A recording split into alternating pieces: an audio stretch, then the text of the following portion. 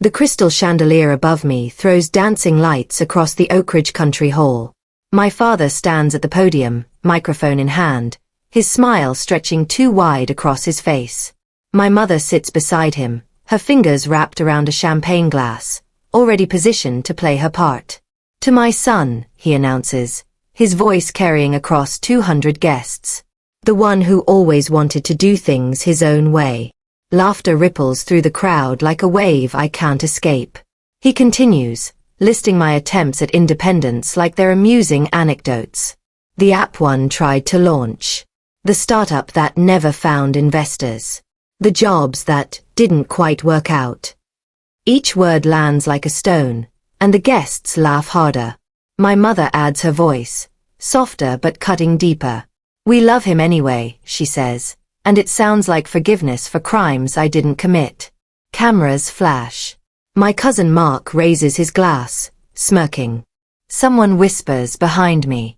The room feels smaller with each second.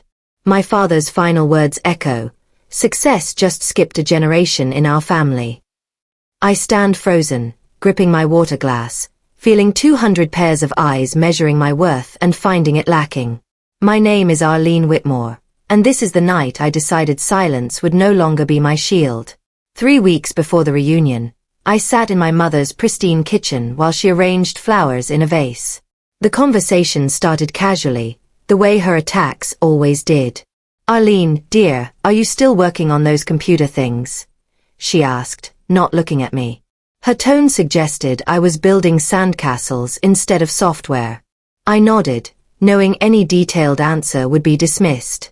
"Your cousin Mark just bought a second practice," she continued, adjusting a rose. "He's doing so well. Your father and I were just saying how proud his parents must be."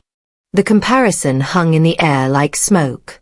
Not cruel enough to confront, but toxic enough to choke on. She turned to me with practiced concern. "We worry about you, sweetheart. You're 32 now. When will you find something stable? Something real. Real." As if my work existed in some imaginary realm she couldn't see. "I'm doing fine, Mom," I said quietly. She smiled the way you smile at children who insist they can fly. "Of course you are. But wouldn't it be nice to have something to show for it? Something people can understand." I left that afternoon feeling smaller than when I arrived. She'd done what she always did, eroded my confidence without raising her voice, made me question myself without asking a single direct question. 2 weeks later, they appeared at my apartment without warning. My father's knock was loud and demanding, the kind that assumed permission had already been granted. I opened the door to find them standing with shopping bags and forced smiles. "Surprise!" my mother sang, pushing past me. "We brought lunch. Your father wanted to see where you've been hiding." Hiding. The word choice was deliberate. My father walked through my small space like an inspector, touching my desk, examining my bookshelf, studying my kitchen with visible disappointment. "This is it?" he asked. "You call this living?" My mother started photographing everything. "For the family album," she explained, snapping pictures of my modest furniture, my second-hand couch, my single bathroom. They unpacked expensive food I hadn't asked for, ate on my thrift store dishes, and talked about family members who were making something of themselves. After they left, I stood in my apartment feeling like it had been contaminated. Every surface they'd touched felt marked. The judgment lingered in the air like perfume. I cleaned everything twice that night, trying to scrub away the feeling that I was living wrong, choosing wrong, being wrong. But deep down, something harder than shame was forming. Something that would carry me through what came next. I discovered the betrayal by accident. My friend Wesley worked in recruitment at a tech company where I'd interviewed for a senior position. The interview had gone well. Then, silence. Over coffee, Wesley leaned in close.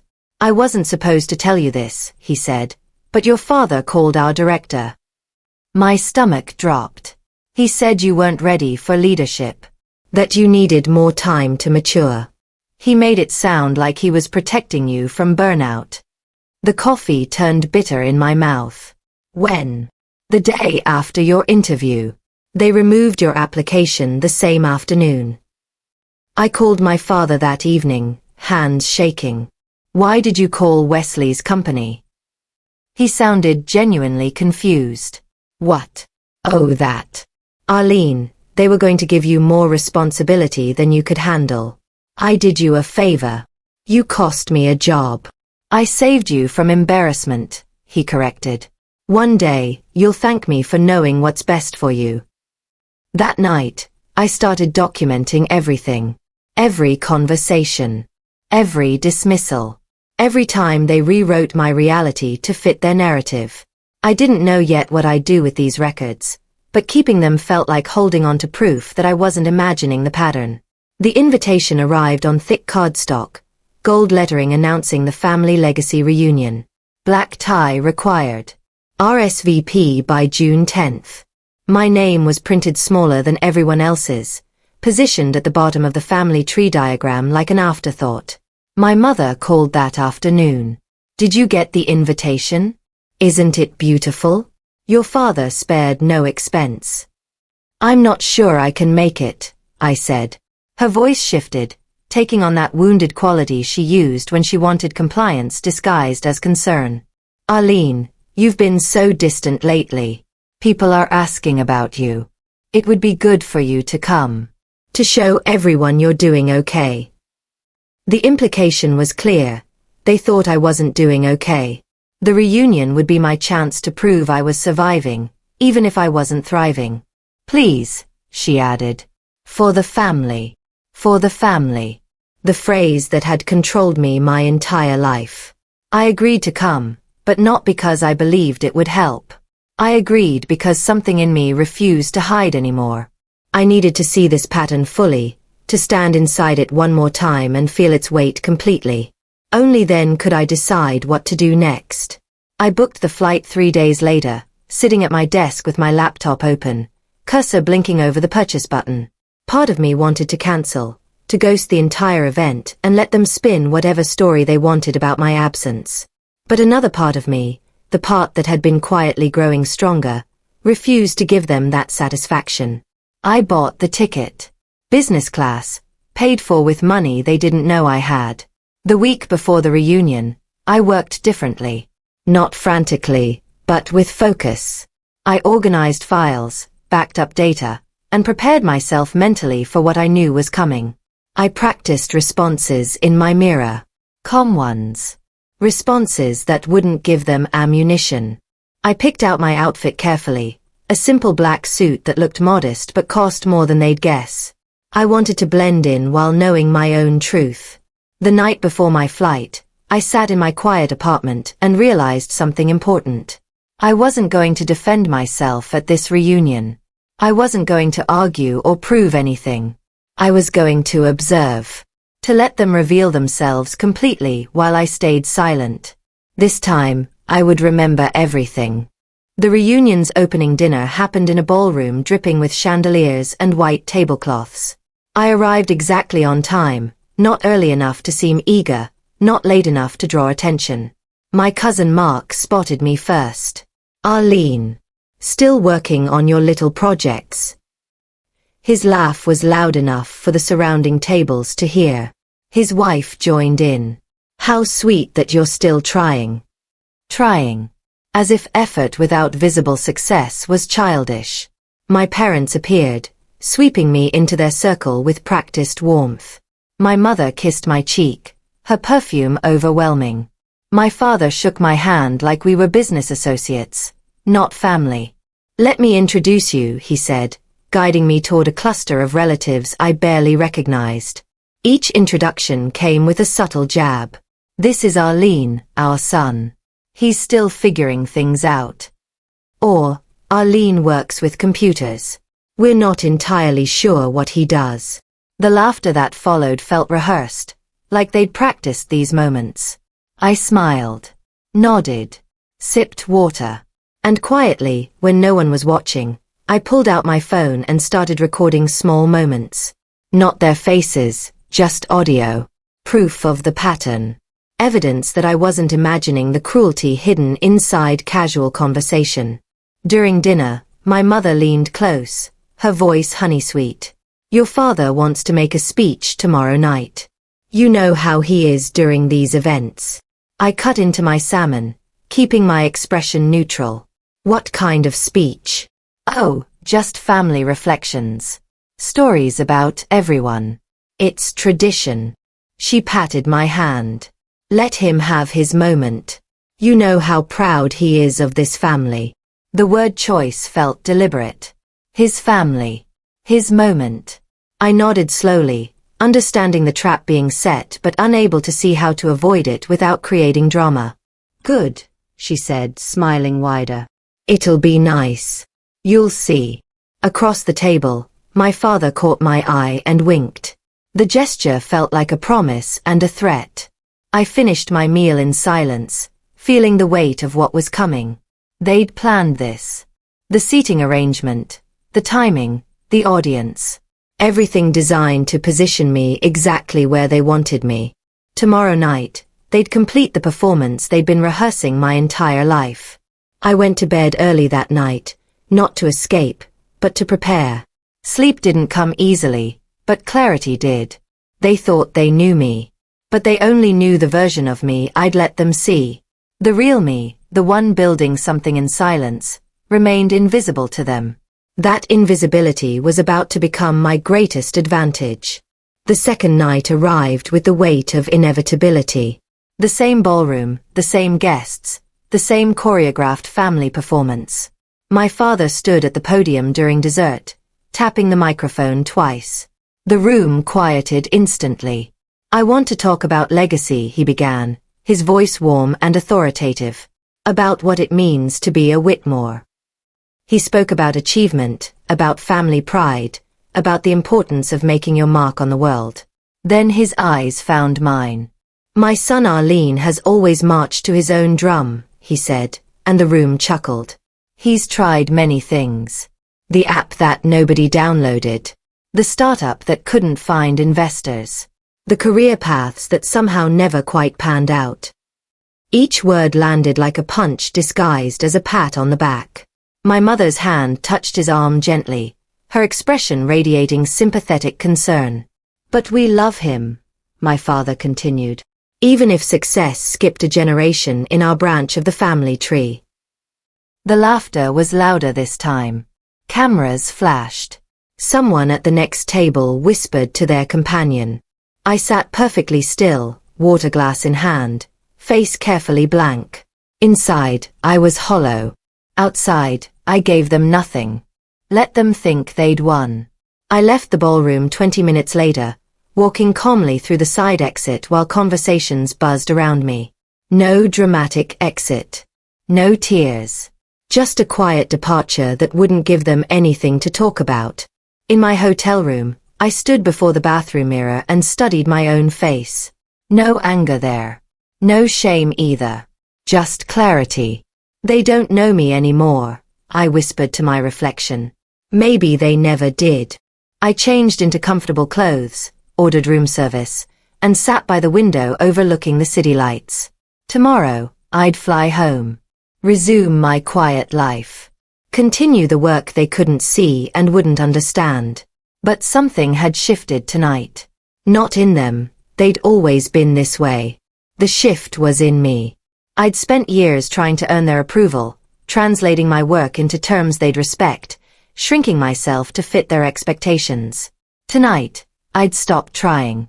The relief was overwhelming. I pulled out my laptop and opened the files I'd been afraid to look at during the reunion. Revenue reports. User growth metrics. Investor commitments. The proof of everything they said didn't exist. I smiled for the first time in days. Not because I wanted revenge, but because I finally understood that their narrative about me had no power unless I kept believing it. 4 years earlier, I'd started building Next Path in my tiny apartment. The idea was simple. Education software that adapted to individual learning styles, making quality tutoring accessible to students who couldn't afford private help. I worked late nights after my day job, teaching myself coding languages, reaching out to educators, testing prototypes with volunteer students. My parents never asked about it. When I mentioned it once, my father said, "Everyone has app ideas, Arlene. Very few actually work." So I stopped mentioning it. I used a business alias, AJ Whitmore. Neutral. Professional. Disconnected from family expectations. The first year brought only rejection. Investors couldn't see the vision. Schools weren't interested in untested software. I kept building anyway. The second year, a small education grant noticed my work. $5,000. Enough to hire a part-time designer. The third year, a mid-sized investor took a chance. $50,000. Suddenly, I could afford better servers, beta testing, and marketing. By year 4, NextPath had 12,000 active users and growing fast. My parents knew none of this. My silence wasn't about revenge. It was about survival. Sharing my progress with them would have meant subjecting every decision to their judgment, every success to their skepticism. Privacy became protection. And in that protected space, I'd built something real. The turning point came 18 months before the reunion. I was sitting in a coffee shop, reviewing user feedback, when my phone rang from an unfamiliar number. "Is this AJ Whitmore?" a woman's voice asked. Speaking. "My name is Claire Donovan. I'm with the Bellman Education Foundation. We've been following NextPath's development, and we'd like to discuss a partnership." The Bellman Foundation funded educational initiatives across 12 states. A partnership with them would mean credibility, resources, and reach I couldn't achieve alone. 3 weeks later, I sat in their Boston office, presenting NextPath to their board. They asked smart questions. They understood the vision immediately. Before I left, Claire shook my hand. "We're impressed, Arlene. We'd like to invest $2 million in exchange for a partnership agreement." I took the deal. Within 6 months, NextPath was operating in 40 schools across 8 states. Within a year, we'd reached 100,000 users. Revenue grew. Media attention followed. Education journals wrote features. But I kept my name out of it. AJ Whitmore remained anonymous. My parents still thought I was struggling with computer things in my small apartment. The gap between their perception and reality grew wider every day. And I let it grow because that gap had become my freedom. Flying home from the reunion, I replayed memories with new clarity. My college graduation. I'd walked across the stage with honors in computer science.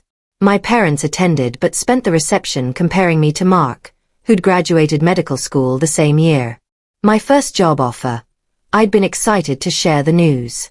My father asked about the salary, then frowned. "That's all." Mark's starting salary was twice that. My 25th birthday. They'd thrown me a party but spent the evening talking about other family members' achievements while I stood in the corner, invisible. Every memory followed the same pattern. My accomplishments, when acknowledged at all, were immediately diminished through comparison. I'd spent years thinking something was wrong with me. That I wasn't achieving enough, wasn't impressive enough, wasn't enough. But now I understood. The problem wasn't my lack of success. It was that my success didn't look how they expected it to look. My work was quiet, private, and built without their approval. That made it threatening. They needed me to fail so their narrative about themselves as superior guides could remain intact. My failure justified their control. My struggles proved they'd been right to doubt me. Seeing this pattern clearly didn't make it hurt less, but it did make it make sense. Back home, I made a decision that felt both small and enormous. I blocked my parents' phone numbers. Not out of anger, but out of protection. Every conversation with them left me questioning myself, second-guessing decisions I knew were right, feeling ashamed of successes they couldn't see. I needed distance to think clearly. I sent one email. "I need some space to focus on work. I'll reach out when I'm ready." My mother's response came within an hour. "Arlene, you're being dramatic. We're family. You can't just cut us off." I didn't reply. My father's email followed. This is immature. Whatever you think we did, you're overreacting. I archived it without reading past the first line. For 3 months, I lived in silence from them. And in that silence I built. NextPath expanded into new markets. Our user base doubled. Educational conferences invited me to speak, though I sent staff members instead, keeping myself anonymous. I also began restructuring the company. Not because I planned to sell it, but because I was preparing to do something bigger with it. Something that would shift NextPath from a business into a foundation. Something permanent. 4 months after the reunion, my mother called from a different number. I answered before realizing who it was.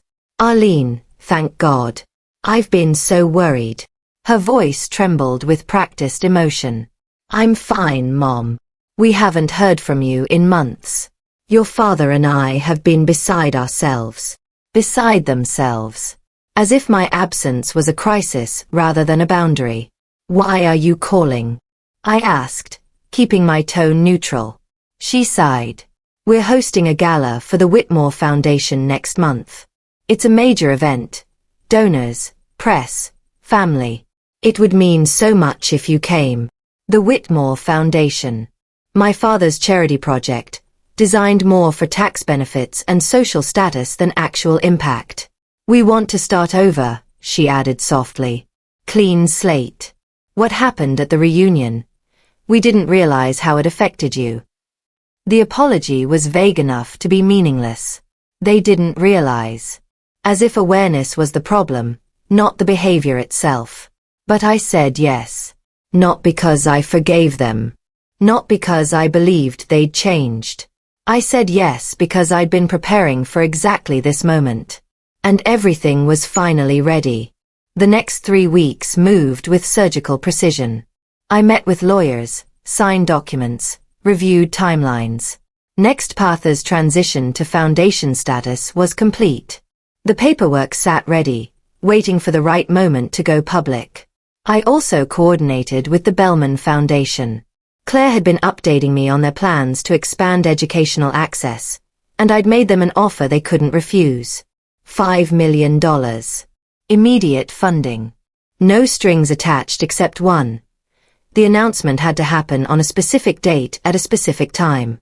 The weekend of my family's gala. Claire agreed without hesitation. I prepared my outfit for the event. Conservative, understated, exactly what my parents would expect. I rehearsed what I'd say if asked about my work. Vague answers. Nothing that would tip my hand. The night before the gala, I stood in my apartment reviewing everything one final time. This wasn't about revenge. It was about truth. They'd built a narrative about me being a failure. That narrative had poisoned every interaction, every family gathering, every moment I tried to connect with them. Tomorrow, that narrative would collapse under the weight of reality. Not because I'd argued against it, but because facts don't require defense.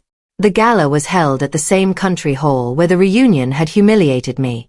Walking through those doors again felt surreal. My parents greeted me at the entrance with overwhelming warmth. My mother hugged me tightly. I'm so glad you came. This means everything. My father shook my hand, pulling me close. Let's get some photos. Show everyone we're a united family. United.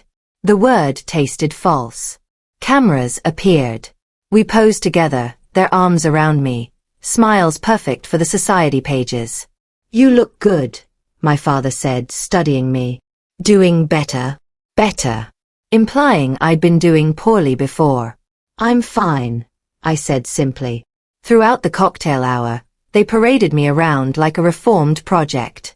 This is our son Arlene. He's doing much better now. Each introduction came with that same phrase. Much better. As if I'd been sick and was now recovering. I smiled. Shook hands. Made small talk. Inside, I was counting down. The announcement was scheduled for 8:30. It was 7:45. 45 more minutes of playing their game. Then everything would change. At 8 o'clock, The event coordinator took the stage. Ladies and gentlemen, thank you for joining us tonight for the Whitmore Foundation Gala. Applause filled the room. This evening, we're honored to announce a major donation from an anonymous benefactor whose generosity will transform our educational initiatives. My parents beamed, assuming the donor was one of their wealthy friends. This contribution will fully fund our scholarship program for the next 5 years, the coordinator continued. More applause. My mother squeezed my father's hand proudly. The coordinator paused, looking down at her notes. The foundation will release the donor's identity tomorrow morning, per their request. My father leaned toward a friend. Probably the Hendersons. They love this kind of recognition. I sipped my water, saying nothing. Later, the coordinator found me near the bar. She leaned in, voice low. Mr. Whitmore, are you certain about tomorrow's announcement? Once it's public, there's no taking it back. I met her eyes. I'm certain. She nodded. The press release goes out at 9 a.m. Perfect. She walked away, and I felt the final pieces clicking into place. 24 hours from now, everything my parents believed about me would be proven false. Not through argument, but through documentation. Not through anger, but through simple, undeniable fact. After dinner, my cousin Mark approached me at the bar. His expression was different than usual, less smug, more curious. Arlene, can I ask you something? Sure. What exactly do you do? Like, specifically? The question caught me off guard. Why? He glanced around, lowering his voice. I was talking to someone from the Bellman Foundation earlier. When I mentioned you were my cousin, she got this weird look and said, "Wait, Arlene Whitmore. A.J. Whitmore." Then she walked away fast. My stomach tightened. Probably a misunderstanding. But Mark wasn't letting it go. Who's A.J. Whitmore? I don't know what you're talking about. He studied me carefully. You're hiding something. I shrugged. I work in education software. That's all. He nodded slowly, but doubt lingered in his eyes. Okay. If you say so. He walked away, but I noticed him whispering to his wife moments later. She glanced at me, eyebrows raised. The secret was starting to fracture. By tomorrow morning, it wouldn't matter. But tonight, the pressure built. Other relatives began watching me differently, as if they'd heard the same rumor. My parents noticed nothing, too absorbed in their own performance to see the subtle shift in the room. The final night of the gala arrived with sharp clarity. Same ballroom. Same stage. Same microphone where my father had humiliated me months earlier. During dessert, he stood again, glass raised.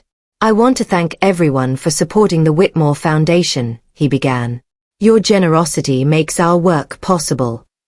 He spoke about legacy, about giving back, about the importance of using privilege responsibly. Then he gestured toward me. My son Arlene is here tonight.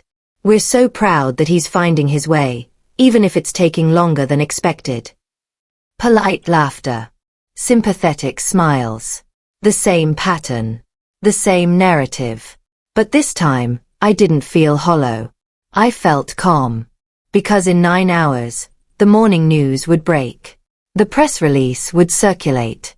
And every person in this room would know the truth. I raised my glass when toasts were made. I smiled when photos were taken. And I waited. Because dignity doesn't roar. It rebuilds quietly, patiently, without needing permission or applause. And mine was about to speak louder than any words my father had ever used to diminish me. At 8:15 the next morning, my phone started buzzing. Text messages. Emails. Voicemails. I silenced it and made coffee, taking my time. At 9 a.m., I opened my laptop. The press release was everywhere. NextPath founder A.J. Whitmore revealed as Arlene Whitmore, announces $5 million donation to Bellman Education Foundation. Beneath the headline, my photo. Professional. Clear. Unmistakable. The article detailed NextPath's growth, its impact on students across 15 states, and my decision to transition it into a non-profit foundation focused on educational equity. It quoted Claire Donovan, "Arlene Whitmore has revolutionized accessible education. This donation will change thousands of lives." Within an hour, the story was picked up by major outlets. By 10 a.m., my parents' friends were sharing it on social media. By 11, my phone had 43 missed calls.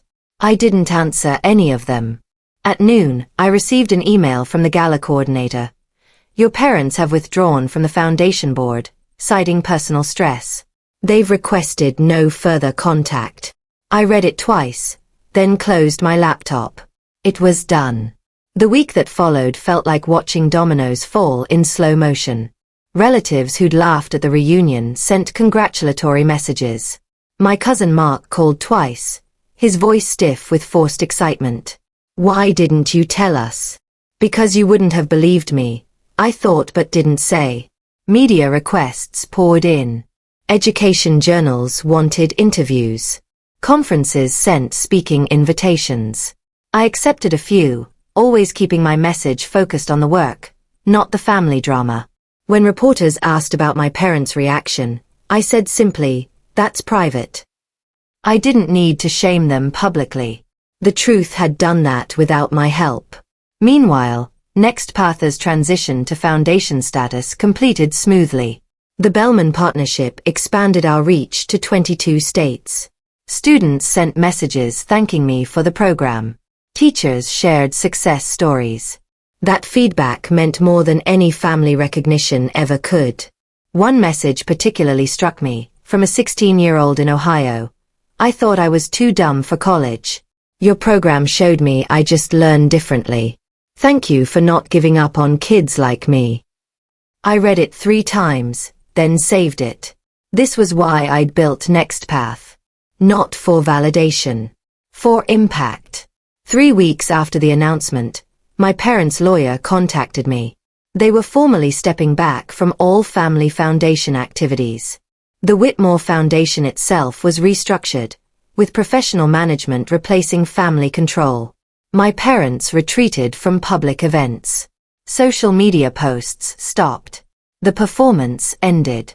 I heard through Mark that they'd taken a wellness trip to Europe, though he suspected it was more about avoiding awkward conversations than finding peace. I felt no satisfaction in their retreat. No victory. Just quiet relief that the cycle had finally broken. I'd spent 32 years trying to earn approval that was never going to come. Not because I wasn't worthy, but because the approval was designed to stay just out of reach. That was their tool for maintaining control. Once I stopped reaching for it, the tool became useless. Friends asked if I felt vindicated. The answer was complicated. Vindication implied I'd been fighting to prove something. But I hadn't fought at all. I'd simply lived my truth quietly until the truth became impossible to ignore. That wasn't vindication. That was liberation. 2 months later, I received a handwritten letter. My mother's careful script on expensive stationery. "Dear Arlene, we've had time to reflect. We never knew how small we made you feel. We thought we were protecting you from disappointment. We see now that we were protecting our own need to feel superior. We're sorry." The apology was better than I'd expected. More honest. But it didn't undo 32 years of erosion. I sat with the letter for 3 days before responding. Finally, I wrote back, "Thank you for your honesty. You didn't make me small. You just couldn't see when I grew. I don't need you to understand my work now. I needed you to trust me before you could see the results. That trust never came. I've learned to live without it. I wish you both peace." I sealed the envelope and mailed it. I never heard from them again. Not out of cruelty, but because some relationships can't be repaired. They can only be released. And sometimes, the strongest thing you can do is let go of people who need you to stay small so they can feel big. 6 months after the donation, I visited the first school using NextPath's expanded program. An elementary school in a low-income neighborhood where traditional tutoring had been financially impossible. Children worked on tablets, their faces focused and engaged.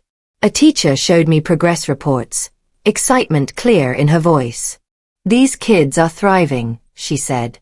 "You gave them access they never would have had." I watched a 7-year-old girl solve a math problem, her face lighting up when she got it right.